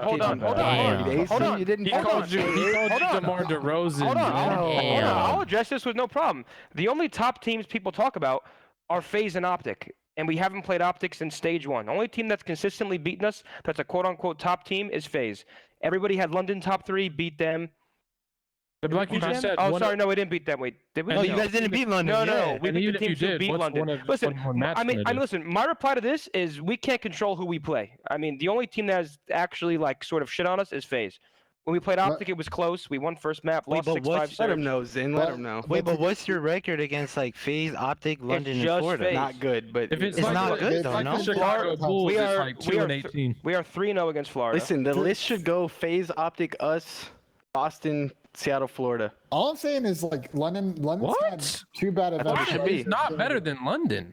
All I'll say is I think wait, okay, hold on. One at a time, guys. One at a time. Let Ben go real quick. Ben, what do you? This speaks to the depth of the CDL, where we feel really I think London being in 7th is kind of hilarious, but I see why Chance put the other teams in front of them, and I don't swab pretty quickly. Wait, maybe London ahead of Florida then.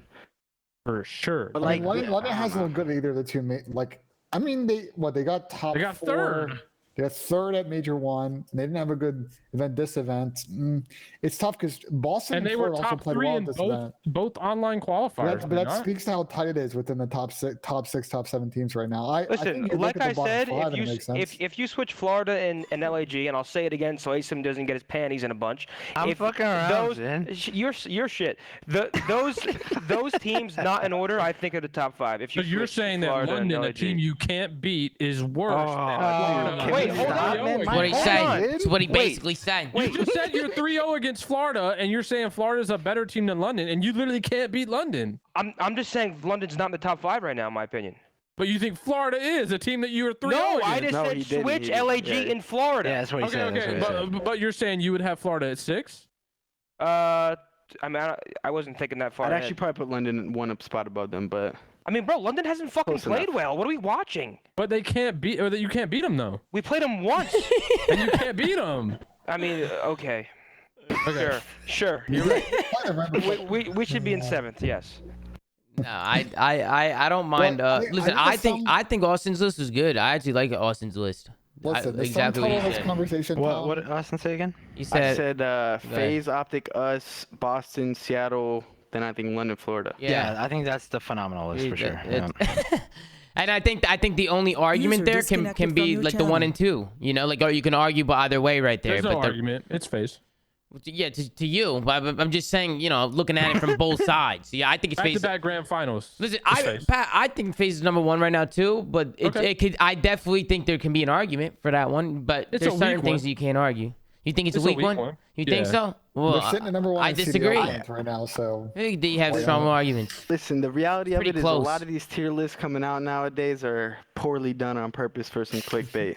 No, I think questionable. No, I think bro, the list thing is like you can change these lists every single week with the way this game changes. Like who wins a match, how teams are playing. Like you're gonna have a different tier list after every single stage or week of the stage. That's why you gotta do an overall list. It's gotta be overall from the start of the qualifier for Major 1 till now. You can't just say like, oh, event by event, we're going to do a list. It has to be an overall list and how has team changed. Do power rankings in pro sports, people jump 5 or 7 spots all the time.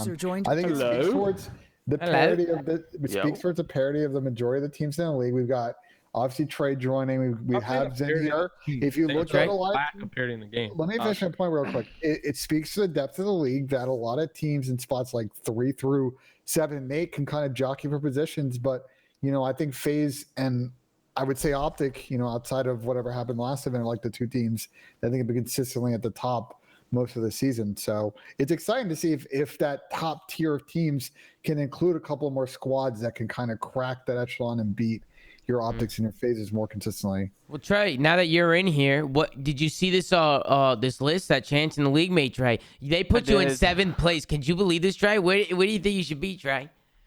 I made my own list, Tom. Yeah, you made your own list? What number are you? What's your list? Give me your top 6 right now. Give me your top 6. Right. In order. Top 6. Yeah, top 6 in order right now. FaZe. Okay. Yes, OpTic. sir. Okay. FaZe, OpTic. LAG. FaZe, OpTic. LAG. Us, Breach, Seattle. That's a pretty good list. That's fair. That's fair. That's fair because that's fair because so Boston has yet to beat London is the right path. That's the argument. That's true. But Tony's saying. Everyone knows it's yeah, true but they played awful at the LAN, and you got to put LAN over online no matter what way you put it. They got 3rd. I also had COVID. That is. You were playing on stage, like you were coughing sick. up my guts. Okay. No, listen, I'm not discrediting you. I think your team is fucking filthy. But I'm not discrediting you either. I'm just saying my whole point. I don't know. I think your team's filthy. I think that list I made was fair, considering the fact that, considering the fact that you guys had an unbelievable. I don't mind stage. LAG at 3rd. No, okay. I put LAG 3rd. Sorry to cut you off, Sim. I put FaZe 1st because they've been in 2 grand finals. Yeah. I put OpTic 2nd because they've won 1 and they got top 6. And also, hold on. Can you say that again? Also, Trey, hold on. To be fair, I think you were probably a top 2 player on your team at the event. So COVID didn't necessarily. My team. You're probably the best. So my team was was dog shit. Our scrims were very bad. If you want me to be real, you probably as of then to like the only reason I put us ahead is because of what like we beat you in stage 2. Oh. And you done better than us at the event. That's fair enough. But I'm like basing off we beat you in stage 2, and you guys are still yet to beat a top 3 team on the league stand basis. Correct? I mean, LAG is top 3. We threw them at the event. You understand what I'm saying. But when it mattered most. When it mattered. Like I said though, best of 9. It's a 5-3. It's a 5-3 map count. Okay, wait. So we can all agree that like Seattle and Florida shouldn't be ahead of all of us. They might disagree with that too. Like, guys, I think we should wrap this conversation here because, like, I don't think we're gonna. I was just gonna give some reasoning. Listen. At the end of the day, bro. Like, of course, you guys are gonna argue that your team is better than the other. You know what I'm saying? Like, what are you guys? Of course. You know, I was just stating facts, Tom. That's what I was doing. Yeah. You can't argue right now is I'm at least A tier. Let's get that straight. Let's go. Listen, bro. Let's get that straight. Austin, did you see that we did a community tier list and they voted you into B? They voted you into B, bro. I see everything. I've been taking notes all year. I like that. Yeah, A tier in my eyes, and you honestly, the fact that they said you should have got dropped at the start of the year is crazy. Same with me. Mind blowing. I got 3-0 by Seattle at kickoff. Next thing you know, I shouldn't be in the league. I'm sure fucking Zin's teams had it where like fucking someone's been like a rookie had a bad game, and next thing you know, bro, he's getting slated. End of the day, the fucking league is stacked to fuck. I'm so glad that the fucking every match is so fucking good. Yeah. Like the fact that like you guys now, Austin, are fucking turning up. Zin's literally playing some of the best COD he's ever played in his life. Like, good guess. Yeah, I wonder why. And I think the add-on thought trays, we're getting to the second half of the season, and we have two teams. We have two teams, FaZe and OpTic, who I think are more consistent than the other teams. But it's interesting to see if any of your guys' squads or Florida or someone else is going to take that next step and be a squad that's consistent from major to major, because that's what's kind of missing right now. Listen, we have a lot of good teams, at the point of this saying this, I say our team's ahead of Breach in terms of that, but like in theory, like we're pretty much tied at this point. Our league standings. Yeah, but like, you guys have a chance with the top teams. They don't. You know what I'm saying? Like. And that's they not can't right. beat you. They can't beat you. I'm sorry. I'm joining the train. My bad. I'm gonna chill mood. You can't fire me up. No. The only top team that has actually shit on us is FaZe. Oh no, we never shit on you. I love fucking with Zim, man. We never shit on you, and that's fair enough. That's fair enough. No, and Nero was throwing up in between maps. So if we're gonna use that, I mean. No, you can't. Listen. My whole point is outside of like FaZe OpTic, I think the rest of the league can pretty much go toe to toe. At least from like I think 3 through 7 for the most part. Maybe I'll give the edge to certain teams on like a more consistent basis, but realistically, 3 through 7, 3 through 8, they could all sort of go blow for blow on any given day. Yep. Speaking of FaZe and OpTic, what did you guys think about the FaZe Clan Halo tournament that OpTic ended up taking? FaZe and OpTic. What did you think? I thought that was pretty cool to see Formal popped off. I saw OpTic went on an 18-1 map count the entire tournament. Wait, that was their map count? Yeah, 18-1 map count. 18-1 And Formal was typical, bro. We got Kansas City coming up next week. It looks like Cloud9's dominant run might come to the test against an OpTic team that looked very good this weekend and took the tip. Was that tournament online? Yeah, it was online. Okay. The one thing I will say though is I don't think Cloud9 Matt's gonna go to LAN and play worse. You know, like no. But Cloud9 is West Coast players. They usually do play better on LAN. Now, I'm not saying that OpTic still can't beat them, but I think it's gonna be a good matchup. I'm actually excited to watch those two teams. OpTic also has everyone in Texas, right? Like both COD and Halo, that's gonna be the finals, bro. Them two teams versus each other. Bro, an OpTic C9 final would be insane. That would be crazy. I still think that FaZe team is pretty good too. No, I don't think it's close to like beat FaZe or Cloud9 consistently. Like maybe in 1-2s they can. Well, Sentinels is kind of the same boat as well. FaZe Clan can do anything. You're all wrong. No, they're both very good squads. We can do anything. We could win at any moment. I mean, you could win, but I think it's going to be C9 versus OpTic in the finals. Watching a lot of Halo right now. That'd be a crazy final. It's clear that C9 and OpTic are top two teams. Is that Sentinels team like? Do they qualify as like a disappointment now? Like, I think they're like the third best team, aren't they? Yeah, but like, I mean that's disappointing. But like, yeah, but how there's only like how 5 good teams in Halo. Yeah, but how good are those top players supposed to be? Like, they can't be the best every single. Those guys have been the best for what 5 years? That's Probably like the best forever. That's like Pat. That's like you still being the best right now. It's just not possible. I mean, if I actually hopped on, I probably would be. I just wanted to get you fired up. Not versus me, though. I played Vanguard tournament after not playing for years, and I took home the belt. I don't know where it's at, but I got It was it. a show match, not a tournament. Pat, what do you think was the big? Who do you think was the MVP of that event, Pat? So I think that's like a pretty good like understanding of who's the best retired player right now. We Like we were neck and neck, but we're probably co-MVP. You get the fuck out of here, Pat. You had the response, but I think I had the searches. I had fucking 15 and 16 in the search. That was just one. Get the fuck out of here. Ain't this fucking bullshit. Yo, all I know though is Crim. Actually, you know what? Fuck it. NY might be in the right for trialing out because Tom, we were carrying Crim at that event. That's all I gotta say. Hey, bro, Pat, we might need to be trialed in, my brother. We might need, you know what I'm saying? You ain't lying. Yeah, matter of fact, yo, these trials are a great idea. Holy shit. Let me download. Hold on. What time they start tomorrow? All right, bro. Let's fucking end it there, man. Thank you guys all so much for watching. Make sure to like, comment, subscribe if you're watching on YouTube with anchor.fm/theflank to check out all the audio sites that we're on. Go follow at the flank on Twitter. Gert's doing a phenomenal job. And huge shout out to everybody who came on. Austin, Asim, both of you guys. Thank you for being the special guest today. No problem. Always a pleasure. Congratulations on the win once again. Congratulations. Appreciate it, man. Tony, it's a pleasure. Thank you for coming on as well, Tony. And then to Trey and Parasite. Did I miss anybody? Anybody else? We got a lot of people come on. That was it, yeah. And huge shout out to Alex Rubens for coming in hot with the 100 bomb during the show. I really appreciate that, man. Thank you so much for the 100 bomb. Take care, brush your hair, and we'll see you guys next time. Don't know when that is. We're gonna try and set up some shows. COD is very, very dead right now. There's not much to talk about. So we're gonna do the best we can to maybe line up some shows for you guys. Just make sure you're following on all socials, and we'll keep you guys updated. Thank y'all for watching, and we'll see you guys in the next one. Peace out. Have a great one.